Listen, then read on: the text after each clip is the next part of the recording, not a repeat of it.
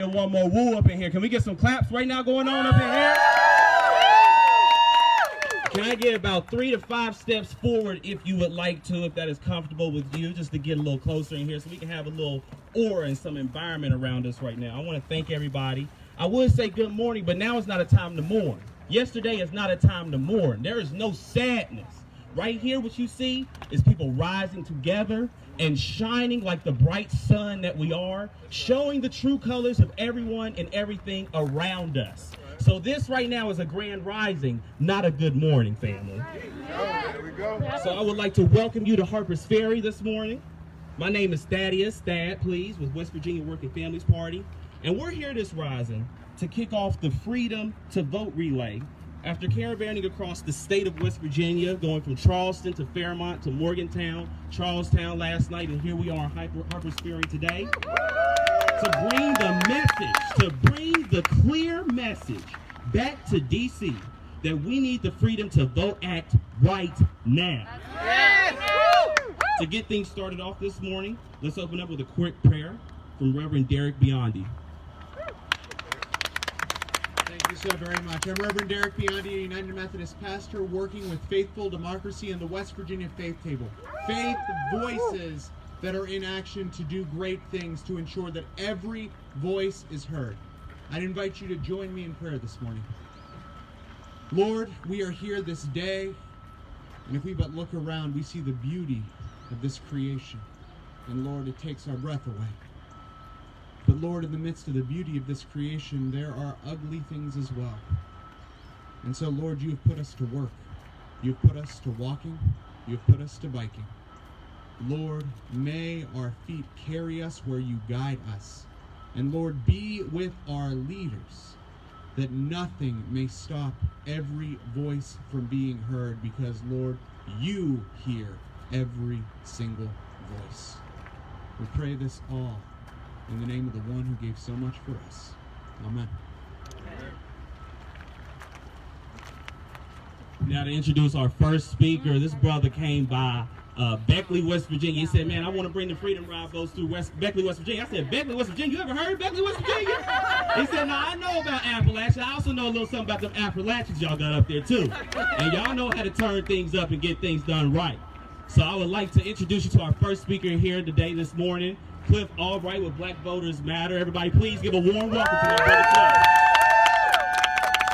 Thanks, man. Hey, good morning, everybody. When I say black voters, you say matter. Black voters. Matter. Black voters. Matter. When I say love, you say power. Love. Power. Love. Power. When I say freedom, you say to vote. Freedom. To vote. Freedom. To vote. Y'all, I'm so excited to be here with you all today. So many incredible organizations, Working Families Party, Faithful Democracy, DFAC. Got my fam from Georgia People's Coalition out here, People's Agenda out here.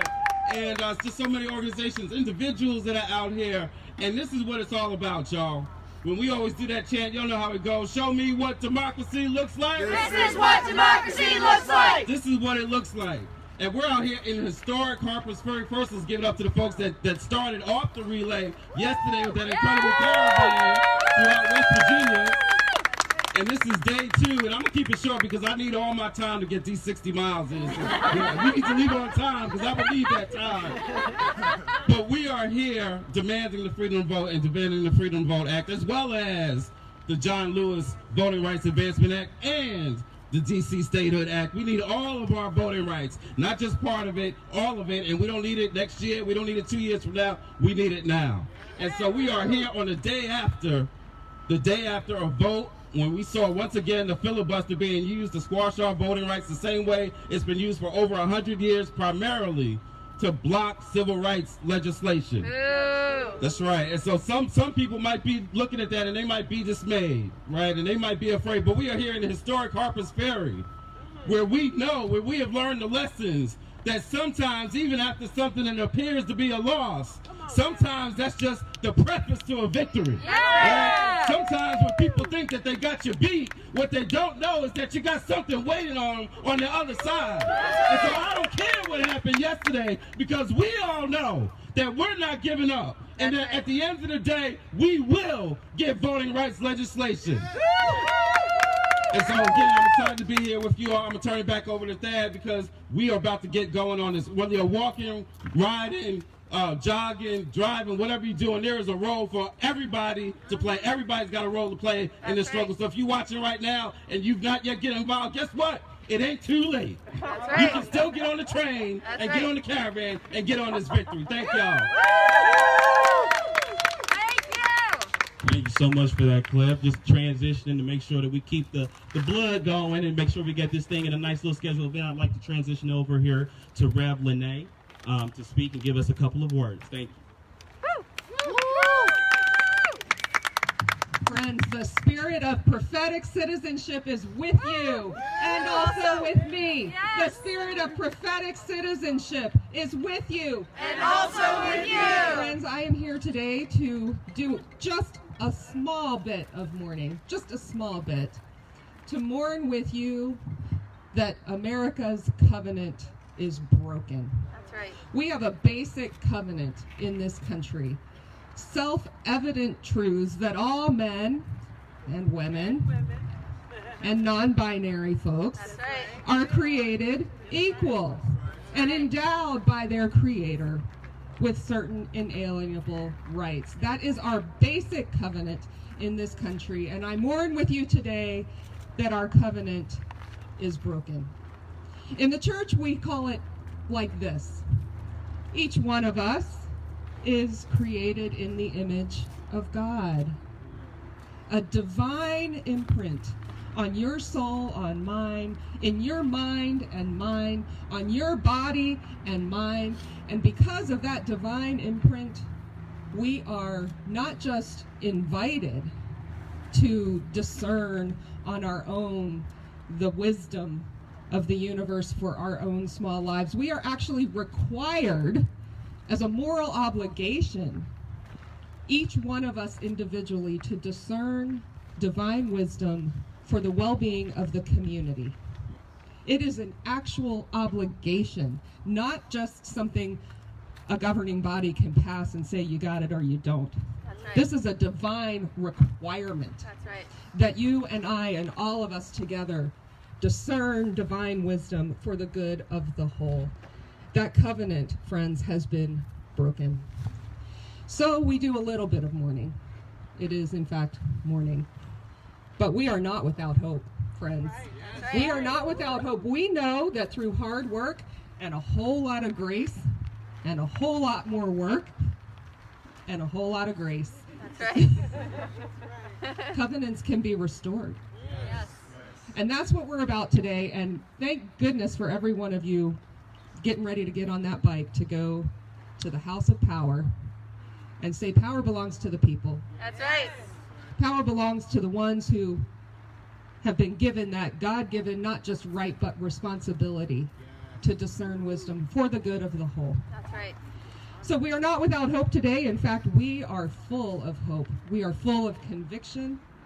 We are full of what we call prophetic citizenship. Friends, the spirit of prophetic citizenship calls us to act for justice. The spirit of prophetic citizenship calls us to go into those halls of power and say, your job, friends, is to make sure we can do our job. That's right. So, friends, in the spirit of prophetic citizenship, your sleeves are already rolled up, your sunscreen's on, get the bike helmets ready, and let's get riding. Thanks, friends.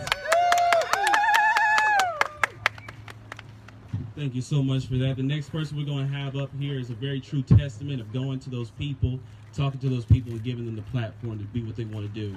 This is one half of the great road show of Zach and Thad. We're a wonderful road show. We always come together. So I'd like to be able to introduce you today to Zach Shrewsbury with Common Defense. Good morning, everyone. My name is Zach Shrewsbury. I'm the lead organizer for Common Defense. We're the nation's largest progressive organization. I'm also a native West Virginian, and I fully understand the need for voting access that the Freedom to Vote Act provides. So oftentimes you hear about veterans who come back from overseas or experience traumas while in the military. Yet you don't really understand the full impact of how things such as voting are affected. Many veterans can't stand in line due to injuries or severe knee and back pain. That's right. Many veterans can't handle the crowd due to PTSD, which makes early voting absolutely necessary. Which under Senator Manchin, we've had that protection. And thanks to Senator Manchin, he compromised, made the Freedom to Vote Act to ensure we keep our essential freedoms of voting. But yesterday, the Washington Republicans in the Senate shot down that bill, That's right. spitting in the face of all Americans and American veterans. Now here in West Virginia, we have to watch as a Republican supermajority carve up our state like some jigsaw puzzle of poverty. Frankly, it's disgusting to witness. Now we are at Harpers Ferry this morning, the place where John Brown took his last stand. I want to quote him here stating, "These men are all talk, what is needed is action." That's 100% what we need is action. We can't sit idly by and watch this state be cut up and sold. We can't sit idly by as we watch and allow Washington fat cat politicians obstruct our democracy. It's time to fight back against these radicals in office. It's time to organize and take actions as West Virginians. It's time to awaken our people's history and organize, organize, organize. Our community's survival depends upon it. As a veteran, I'm going to continue my service to this nation by never stopping, never quitting. The fight is on, folks. Our voting rights, our basic foundation, is in imminent danger. The Freedom to Vote Act isn't something that a bunch of January 6ers can toy with. It's necessary legislation for Americans. I'm taking action.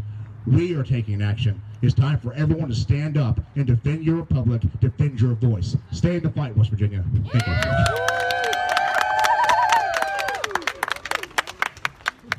Now to introduce one of the last speakers, I'm happy to be able to present to you Reverend Ronald English.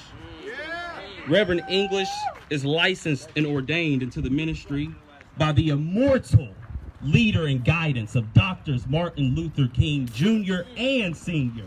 at Ebenezer Baptist Church in Atlanta, Georgia. And in 1972, Reverend English was called to the First Baptist Church of Charleston, West Virginia. We are so honored and glad to have you join us today at this historical place of Harpers Ferry, continuing to fight this historic fight for civil rights. I give you Reverend English, everyone.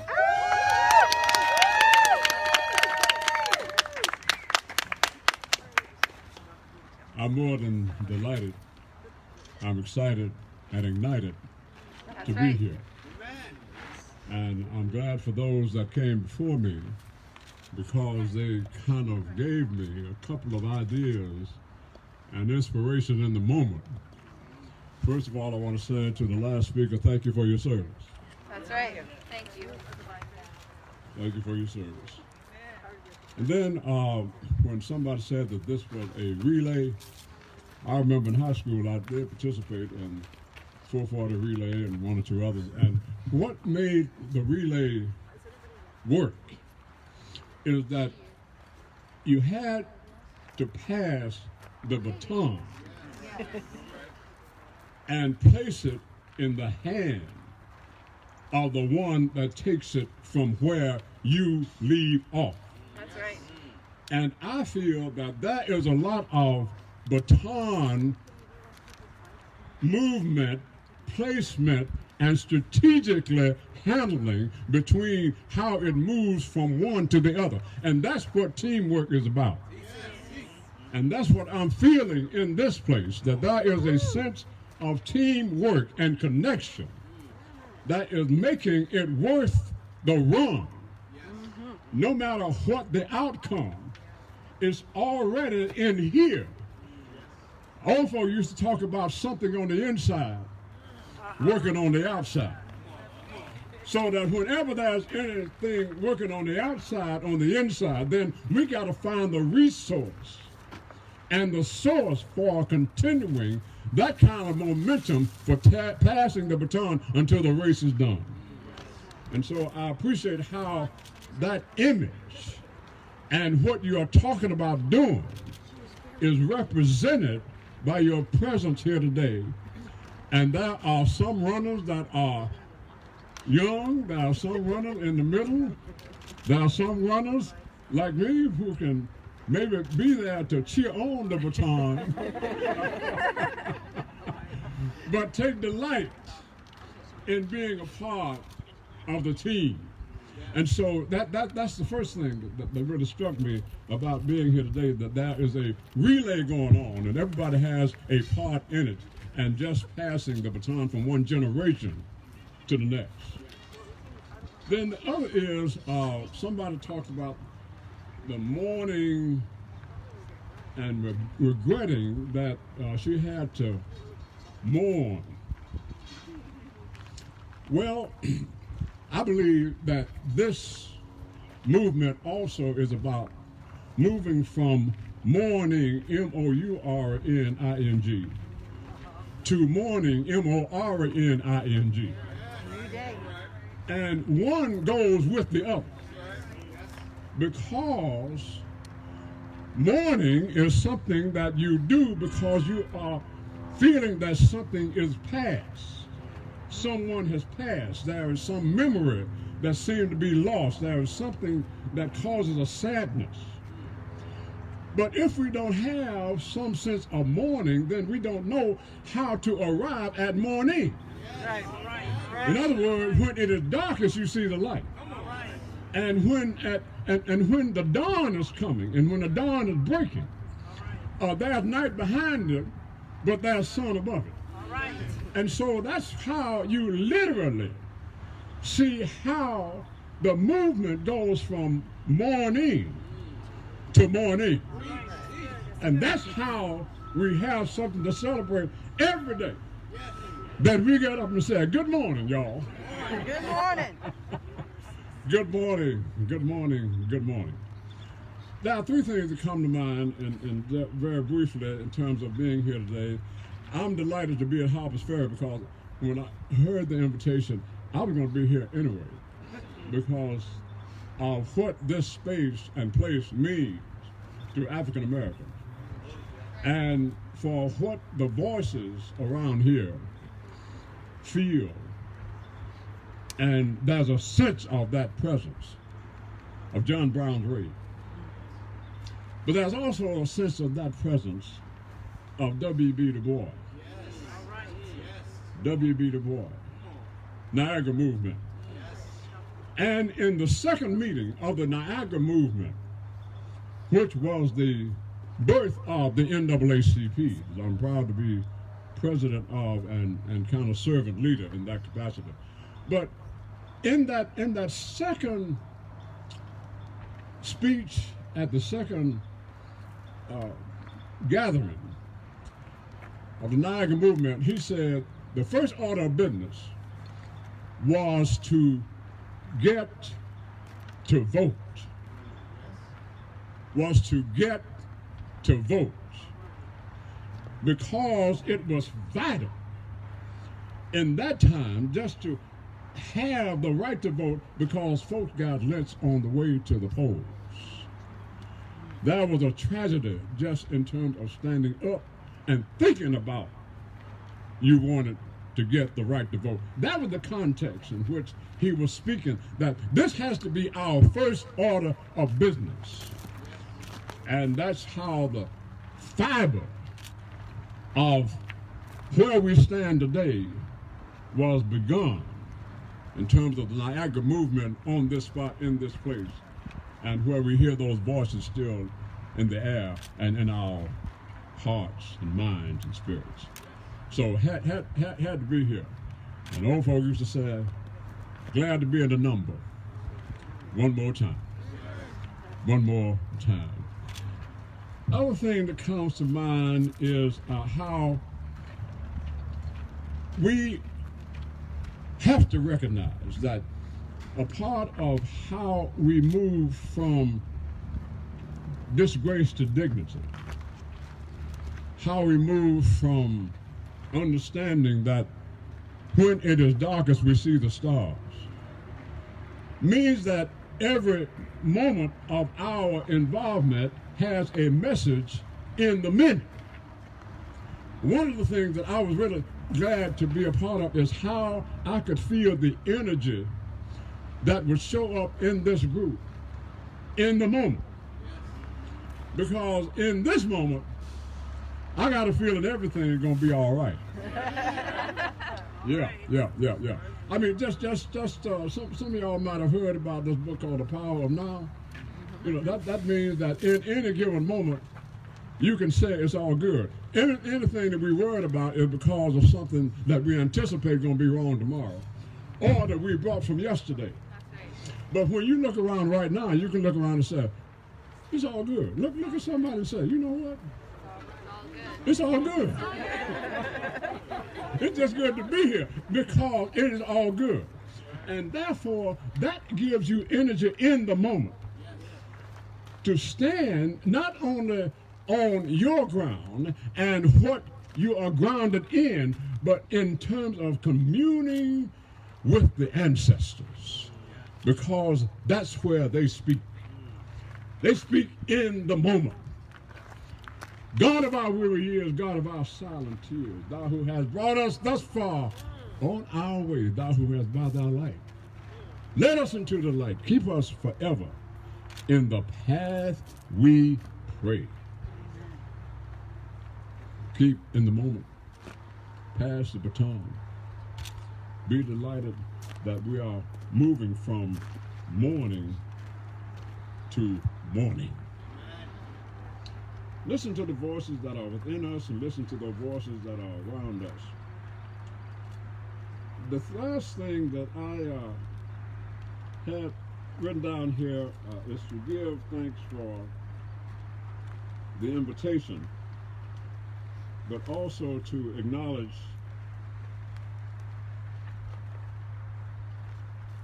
we basically in every NAACP meeting, there are ways that we decide on three things. And really it's the way that we get the business done. We ask, the first question we ask is, what's up? Literally, that means what's up? Because when we get kind of bogged down in times like this, we forget to ask, what's up? We talk about what's down. Yeah. Ask yourself, what's up? Because that's where the energy comes and the power of now to get on with the business of the day. What's up? All right? So whenever we have a time of meeting, then start off by asking, what's up? Then the next question you ask is, what now? What now? What now? And that gives us a chance to survey where we are, what we're about, and where we go from there. So what's up, what now, then what next? So there is a connection between the three. You start with what the affirmation is that we can make in the present moment, rather than bringing a lot of sadness and grief, and we know that it is there, but we find some resource within us so that we can become a resource to somebody else. And when there is a resource exchange, there's some power going on.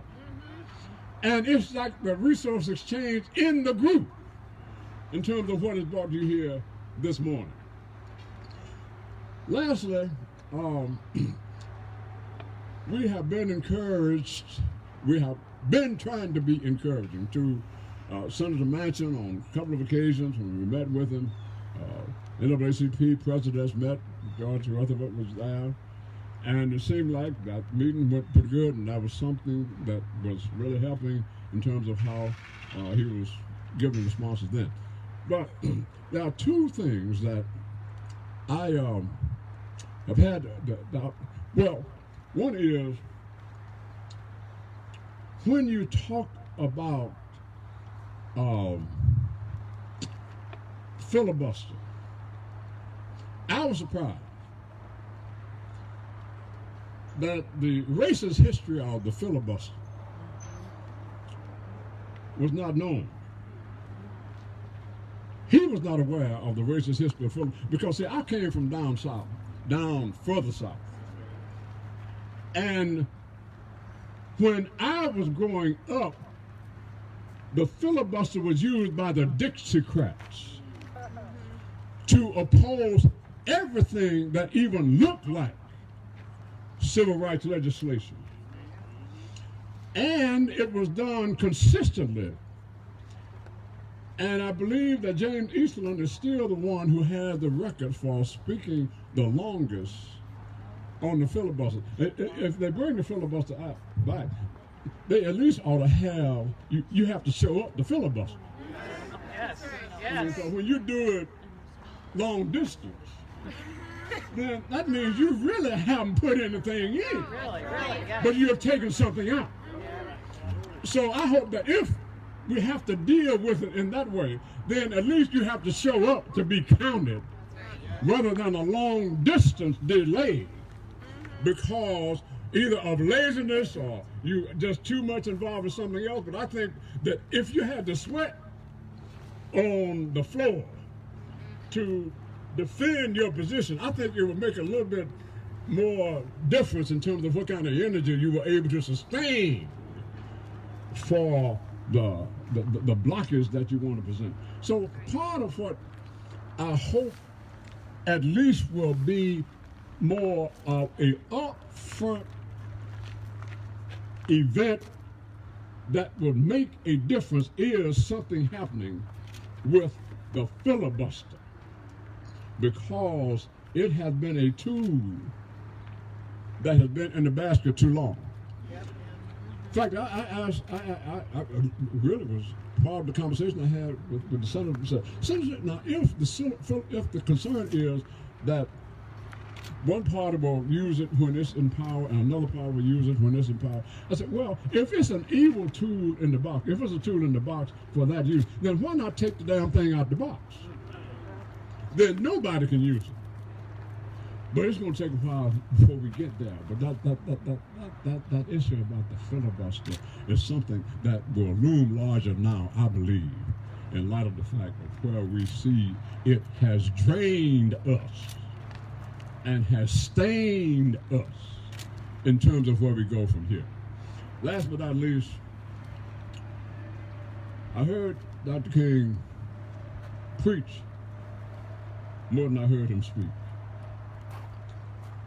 And one of the things that I remember most, one of the things was a story that they always told about how he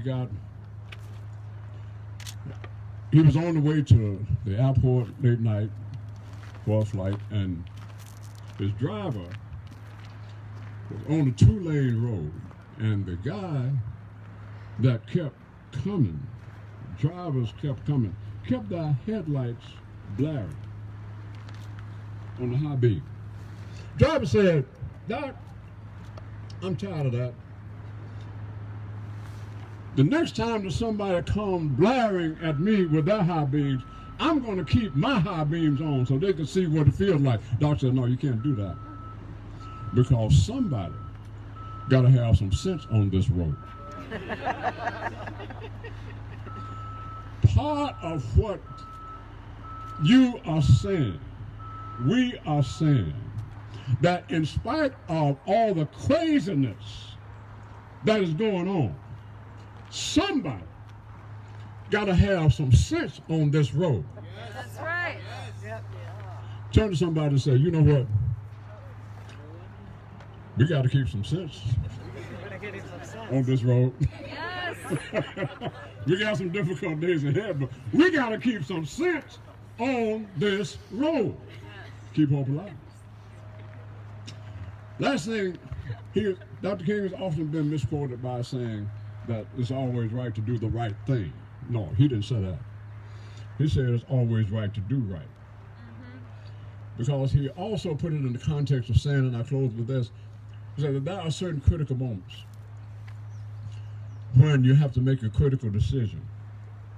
And in those kinds of moments, where the impact is so great and where the stakes are large, in those kind of moments of critical decision, where we are now, and where our senator is now, cowardness asks, is it safe? Vanity asks, is it popular? Politics asks, is it expedient?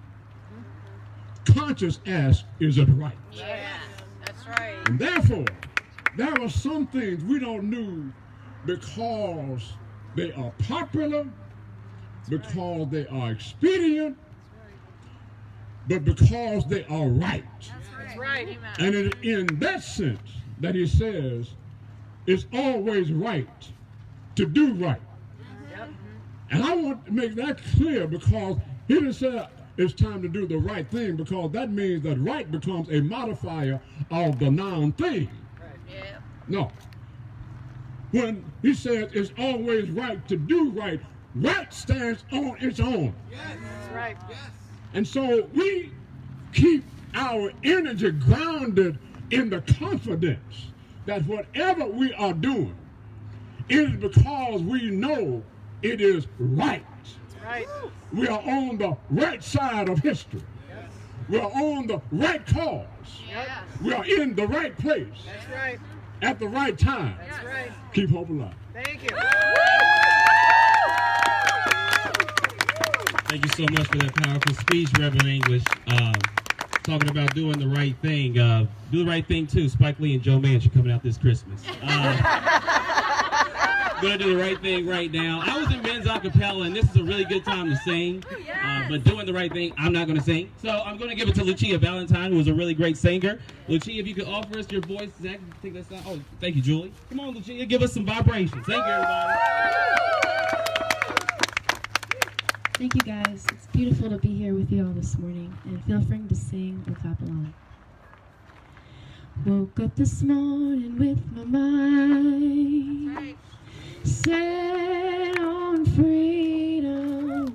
Woke up this morning with my mind set on freedom. I woke up this morning with my mind set on freedom. Hallelujah, hallelujah, hallelujah. I'm walking and talking with my mind set on freedom.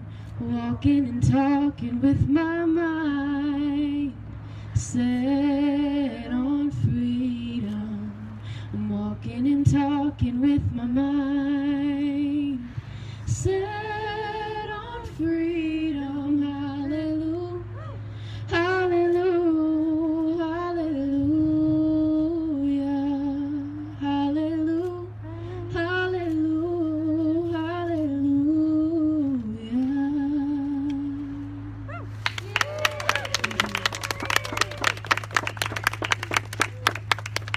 All right, ain't nothing ending. It's just now getting started. It is just now getting started. What do we say when I say freedom? You say to vote. Freedom. To vote. Freedom. To vote. All right, now listen. I know we talking about a Voting Rights Act bill, but they might have to put the infrastructure bill back in after we done relaying and marching. Ain't that right, people? Ain't that right? We're gonna be doing the right thing. So I am so glad that we are here together. I'm so glad that we are taking control of the narrative together. Thank you once again to Joe Manchin for keeping the code on message, and we're going to stay on code right now through this walk. So I would like to give it to Miss Akine so she can give you all the proper directions and instructions to what to do on the relay, and we're going to do this together. Thank you, everybody. Thank you so much. That was so beautiful. And I'm not supposed to speak, but I just got to say, if we have a vote for every American, every voice is heard, we have a democracy that works, that means we can be free, we can love each other, we can live in love. It means so much. It means so much. It means to be free, to be who you are fully in this country and have a government that really represents you. That's what we all deserve. That's right. All right, so I'm going to walk us through this relay. My name is Akane Freechild. I'm a public citizen, one of the many, many groups that's part of the Declaration Coalition here today. So if you are taking photos and video here, please use the hashtag Freedom to Vote Relay. That's hashtag Freedom to Vote Relay. At 3 o'clock today, they're going to be collecting all of the posts from yesterday and today and amplifying them across the coalition and more than 200 groups. So please post before, like 1 o'clock would be great, or 2 o'clock, with your photos and videos so that people can see they're not able to be here. You guys made a huge sacrifice to be here, taking off of work, being away from your families. We've got folks from Florida, Georgia, Connecticut, all over. So make sure they know you're here by posting out on all the channels, Facebook, Instagram, Twitter.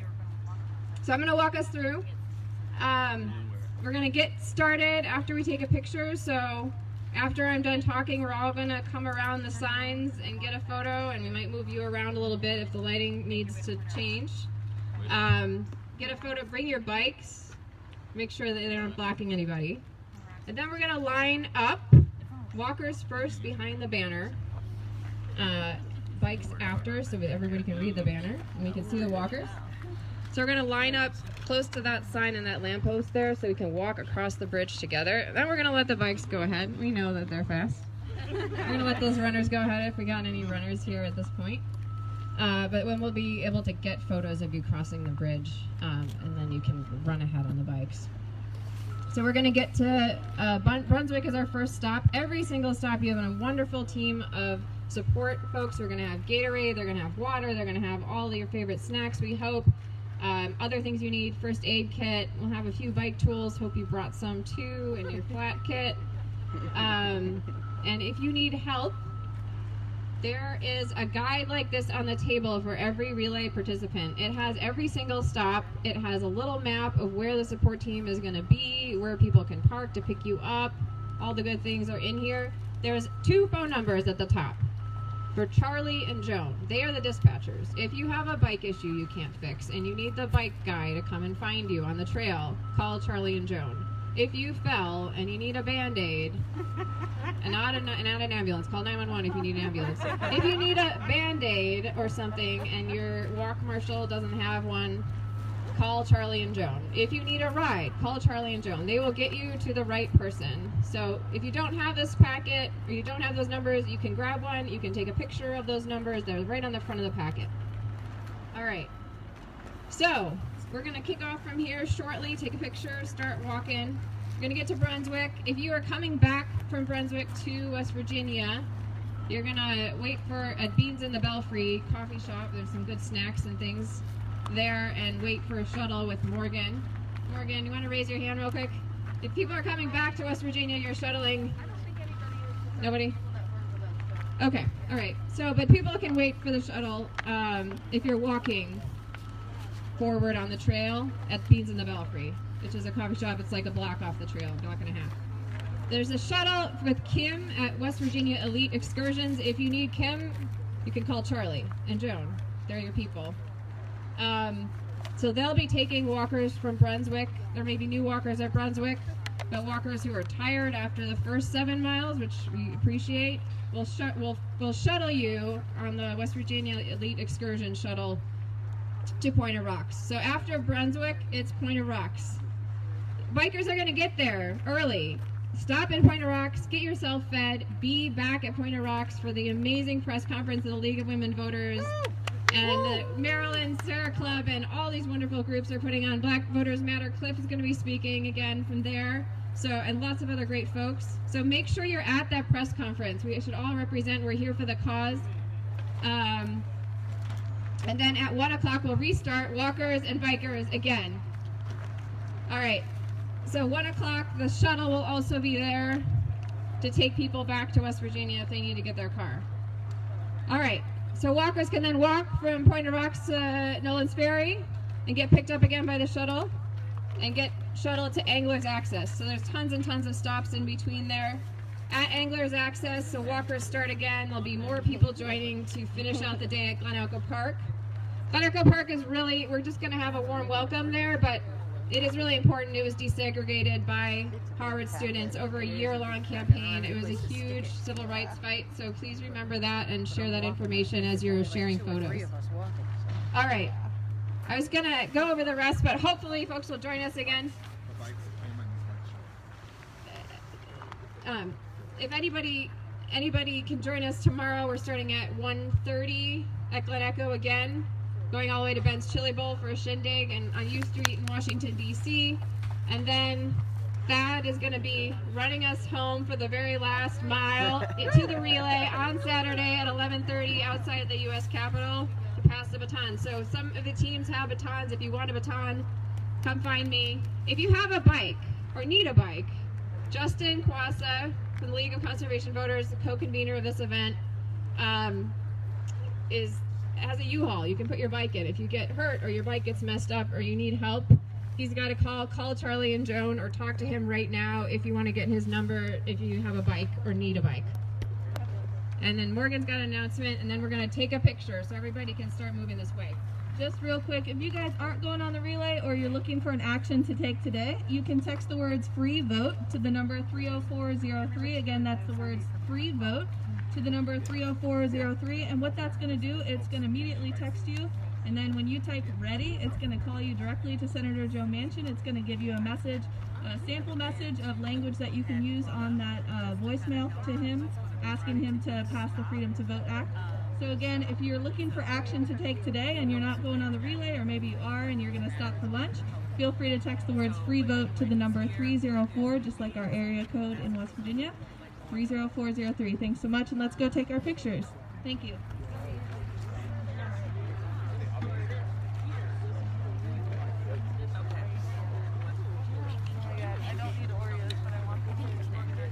Huh? Okay. I'm trying to finish and it won't finish.